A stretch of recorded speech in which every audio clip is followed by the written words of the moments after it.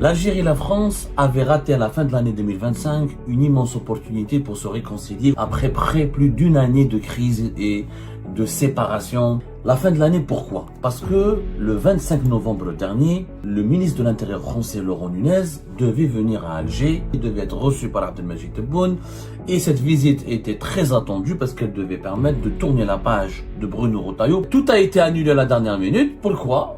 Parce que les autorités algériennes ont adopté la fameuse loi algérienne sur la criminalisation de la colonisation française. Les autorités françaises, pour Emmanuel Macron, c'est anormal, c'est irrationnel. D'un côté, Tebboune, le régime Tebboune accepte la main tendue de Laurent Nunez, mais de l'autre côté, il fait passer une loi qui ne se contente pas de criminaliser la colonisation française, qui demande des réparations et des réparations financières à la France, des excuses officielles à l'État français. Cette loi a été vécue comme étant une attaque frontale contre la France. Le régime algérien, il est devenu schizophrène. D'un autre côté, il veut dialoguer, il veut se réconcilier, et de l'autre côté, il attaque, il provoque. Voilà pourquoi Laurent Nunez n'a pas pu venir à Alger, et peut-être que pour le moment, il n'y a aucune date. Laurent Nunez ne risque pas de venir à Alger de sitôt. L'Algérie et la France avaient raté à la fin de l'année 2025 une immense opportunité pour se réconcilier ou pour commencer à parler d'une possible et potentielle et officielle réconciliation après plus d'une année de crise et de séparation et de froideur, de disputes, de bruit diplomatique, géopolitique et politique, allant même jusqu'à même à une guerre médiatique ouverte entre les deux pays.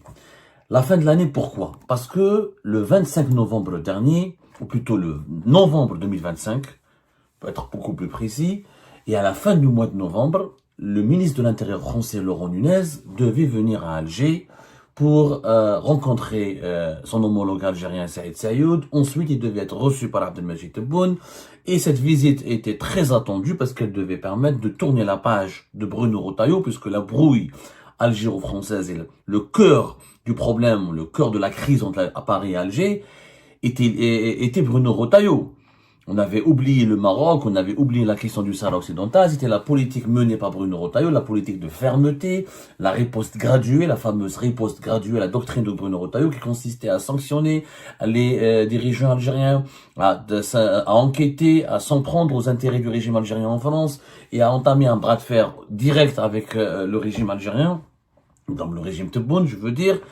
Le départ de Bruno Retailleau et l'arrivée de Laurent Nunez, qui lui a adopté une approche de bienveillance, de diplomatie, de dialogue, de main tendue vers Alger, cette approche-là devait permettre aux autorités françaises de proposer à l'Algérie une solution pour sortir de l'impasse. Et Laurent Nunez était très apprécié à Alger. Il est toujours apprécié à Alger. Il était d'ailleurs le bienvenu en Algérie, puisque c'est le ministre algérien de l'Intérieur, Saïd Saïoud, qui lui a remis officiellement, qui l'a invité officiellement à se rendre en Algérie. Et c'est une visite qui était importante, puisque durant cette visite, selon nos investigations, Laurent Nunez devait même aller dans la région natale où ont vécu ses enfants. Je rappelle, ses parents, ses enfants. Il est lui-même l'enfant d'anciens pieds noirs qui ont vécu en Algérie, Laurent Nunez, du côté de Ain Timouchent et de l'Oran, entre Oran et Ain Timouchent. Sa famille, donc, c'était des pieds noirs d'origine espagnole qui ont quitté l'Andalousie. Ils ont vécu dans la région d'Oran, plus exactement selon nos investigations, dans les environs de Ain Timouchent. Donc, c'était une visite très importante. Il devait venir au cours du mois, vers la fin de l'année, vers la fin du mois de novembre 2025 ou au cours du mois de décembre 2025. Tout était préparé, etc. Laurent Nunez, un homme des renseignements français, parce qu'il était l'ancien patron de la DGSI française de 2017 à 2018. C'était un secrétaire d'État déjà auprès du ministère de l'Intérieur français de 2018 à 2020.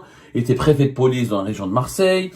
Donc c'est un grand monsieur de l'appareil sécuritaire français. Et c'est un ami de l'Algérie.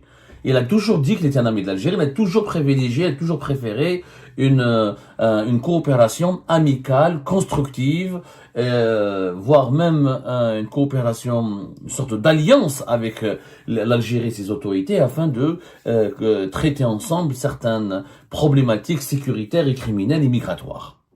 C'est un homme partisan d'une approche, on peut même le qualifier en France de pro-algérien. Ça ne veut pas dire qu'il est favorable au régime Tebboune, ça ne veut pas dire qu'il est pour la répression, pour la dictature, pour la traque des opposants algériens, ou pour la répression des libertés publiques et individuelles. Pas du tout. Comme je dis que c'est un pro-algérien, c'est-à-dire que c'est quelqu'un qui est favorable à une relation apaisée, tranquille, efficace et positive avec l'Algérie. Donc sa venue devait venir. Et sa venue à Alger devait être considérée comme un événement. Malheureusement, tout a été annulé à la dernière minute. Pourquoi ? Parce que les autorités algériennes ont laissé le Parlement algérien adopter la fameuse loi algérienne sur la criminalisation de la colonisation française, qui a été adoptée par le Parlement algérien le 24 décembre 2025 et qui a été proposée en discussion au cours du mois de décembre 2025. Donc, Emmanuel Macron a demandé à Laurent Nunez d'annuler et de reporter, pas d'annuler, mais de reporter sa visite à Alger.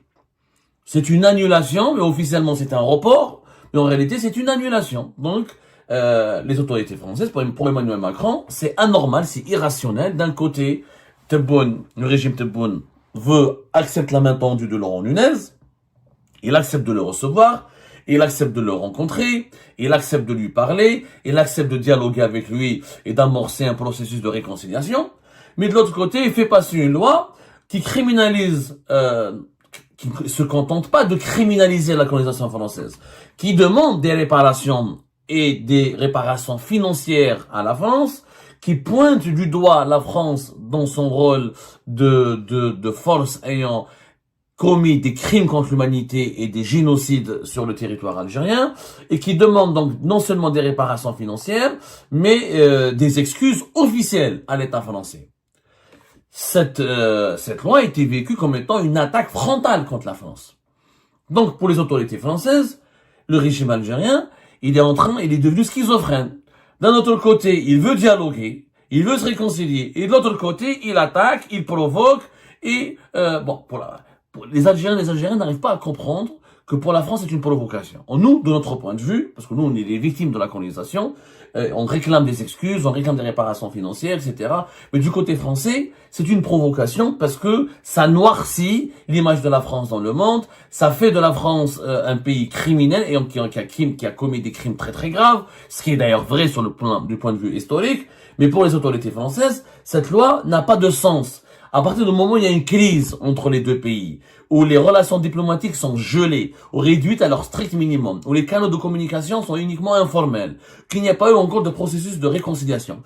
Pourquoi avoir donc voté, oui, passé et adopté cette loi au moment où il y a une guerre froide, une guerre diplomatique et politique?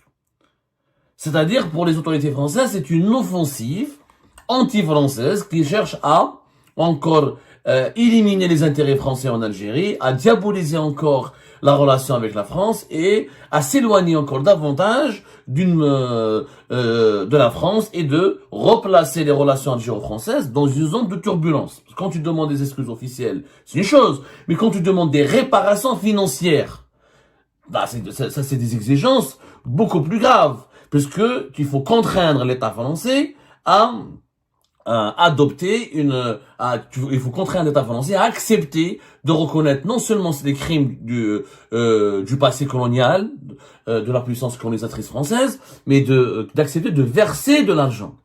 Verser de l'argent. Il faut donc évaluer l'ampleur des dégâts, plus de pratiquement 130 ans de colonisation. Ensuite, il faut payer, il faut verser de l'argent. Et ça, c'était quelque chose d'inédit dans les relations algéro-françaises. Le contexte n'est pas fortuit. Le contexte dans lequel cette loi a été adoptée, on avait l'impression, du côté français, ça a été interprété comme étant une attitude délibérée qui cherche à nuire aux relations entre l'Algérie et la France et qui cherche à consommer définitivement le divorce entre l'Algérie et la France. C'est dans ce contexte que Laurent Nunez n'est pas allé à Alger. Parce que tout le monde se pose la question, Laurent Nunez devait venir à Alger, ça fait 2 mois, pratiquement 3 mois qu'on en parle, mais il n'est pas venu. Pourquoi? Voilà la raison. On vous révèle en exclusivité. La raison, c'est qu'Emmanuel Macron lui a demandé de reporter et de geler son projet de venir à Alger à cause de l'adoption de cette loi qui n'a pas été comprise du côté des autorités françaises. C'est pas le fond Le fond n'est pas discutable. Tout le monde est d'accord, bien sûr, pour dire que Emmanuel Macron lui-même a déclaré que la colonisation est une forme de crime contre l'humanité, etc. Que lui-même il a diabolisé, il est en train de faire beaucoup de gestes sur le plan mémoriel. Peut-être pas, ça ne correspond pas à toutes les attentes du côté algérien, mais il y a une remise en cause qui a été entamée par Emmanuel Macron, il faut le reconnaître. Mais dans le contexte de turbulences diplomatiques et politiques, et vu comment on parle, la loi algérienne, elle est très dure, elle est même brutale. C'est une loi qui criminalise, une loi sur la criminalisation. C'est pas une loi qui se contente uniquement d'exiger, de demander des excuses à la France. C'est une loi qui criminalise. Il y a des peines de prison qui sont prévues pour les personnes qui peuvent éventuellement faire des déclarations, adopter des propos qui pourraient être interprétés comme un hommage ou une glorification ou de l'aspect positif de la colonisation française en Algérie. Et là, ça va être très très très compliqué pour une raison simple, c'est que où s'arrête la liberté d'expression et où commence la vérité historique. Est-ce que la vérité historique doit être sacralisée et elle doit empêcher des lectures critiques? Est-ce qu'on a le droit d'avoir une lecture critique sans être accusé d'être un partisan de la colonisation française? Ça va créer beaucoup de problèmes à l'avenir en Algérie. Encore une fois, moi j'en ai parlé de cette loi. Le fond, l'objectif est tout à fait noble, peut-être même nécessaire, mais le mode d'emploi est controversé et sulfureux. On a l'impression que cette loi a été utilisée pour compliquer ou complexifier encore davantage les relations entre l'Algérie et la France. Il y a un lobby puissant. Les autorités françaises sentent qu'il y a un lobby puissant dans l'entourage de Tebboune qui le pousse à tout prix à divorcer avec la France ou s'éloigner chaque jour encore davantage avec la France. Dans ce cas-là, il fallait pas inviter Laurent Nunez. C'est des contradictions de toi, tu invites Laurent Nunez ou tu adoptes une loi qui criminalise la colonisation française et qui demande des réparations financières. Dans ce cas-là, il fallait dire à Laurent Nunez, on attend, désolé, quand nos deux présidents vont se parler, vont se mettre d'accord sur un processus de dialogue qui va inclure les excuses demandées, exigées par l'Algérie et les réparations financières exigées par l'Algérie, ce jour-là, on pourra vous recevoir. Donc, les autorités, les dirigeants français ne savent plus à quel sein vers quel sein se vouer. Mais l'expression, j'ai oublié comment dire, vers quel sein se vouer, c'est ça normalement. Voilà, vers quel sein se vouer. Ils ne savent plus à quel sein se vouer. C'est-à-dire qu'ils sont complètement perdus. Il y a une confusion générale. La France a l'impression qu'elle a épuisé toutes ses ressources et elle n'a pas pu résoudre le problème avec l'Algérie. Il y a une invisibilité, il y a du brouillard. Avec le régime Tebboune, le matin, c'est une position. Le soir, c'est une autre position. L'après-midi ou la midi, c'est une position aussi différente du matin. C'est des changements d'humeur et c'est des changements de position dans l'instabilité permanente. Il y a une instabilité permanente. Donc on ne sait plus sur quel pied il faut danser avec le régime Tebboune. Et moi, je pense qu'Abdelmajid Tebboune, maintenant, doit être sincère avec lui-même. Et comprendre, s'il veut d'une rupture totale avec la France, il faut qu'il le fasse. Il faut qu'il aille jusqu'au bout de son action. Mais il peut pas laisser la porte ouverte pour une réconciliation et il ouvre une autre porte pour aller dans le couloir de la tension permanente. Encore une fois, il ne s'agit pas de demander à l'Algérie de ne pas faire des lois qui criminalisent ou des lois sur son passé colonial. L'Algérie, elle a tout à fait le droit, j'en ai parlé, elle est légitime. Les exigences de l'Algérie sont complètement légitimes.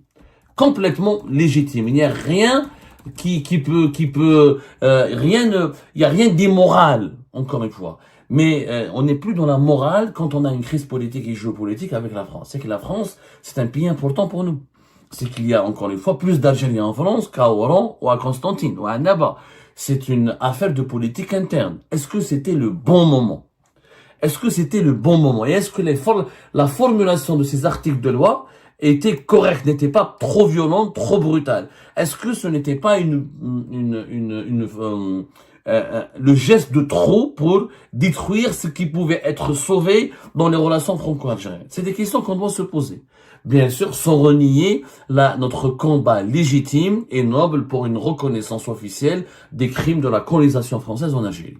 En tout cas, le débat il est ouvert. Vous avez maintenant l'information. Voilà pourquoi Laurent Nunez n'a pas pu venir à Alger. Et peut-être que pour le moment, il n'y a aucune date depuis l'adoption, depuis le 24 décembre, depuis l'adoption de cette loi sur la criminalisation de la colonisation française en Algérie, il n'y a aucune date qui est discutée ou qui est proposée. Laurent Nunez ne risque pas de venir à Alger de sitôt.